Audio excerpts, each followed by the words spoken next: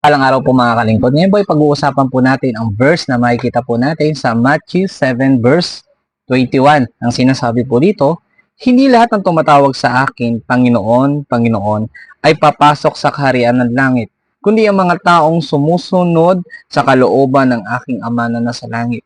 Mga kalingkod, nakakatakot na verse na to dahil hindi pala lahat ng tumatawag na Panginoon, Panginoon sa ating Diyos ay makakapasok sa kaharian ng langit. Yun lang pala ang mga gumagawa ng kalooban ng ating Panginoon, di ba?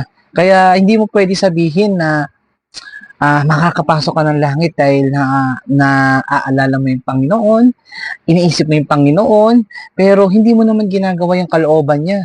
Mga kalingkod, importante po na maunawaan natin, maintindihan yung sinasabi po ng verse na to na kailangan po nating mamuhay sa kalooban ng ating Panginoon. Iwanan na po natin yung buhay na makasalanan, iwanan po natin yung buhay na pangmakamundo, bagkus ay mamuhay tayo sa kabanalan, sa presensya ng ating Panginoon, sa tulong ng Biblia, sa tulong ng salita ng Panginoon. Siya po yung magtuturo sa atin kung paano po mamuhay ng naan sa kanyang kalooban upang makapunta po tayo sa inaasam natin sa kaharian ng langit na makasama po natin ang ating Panginoon.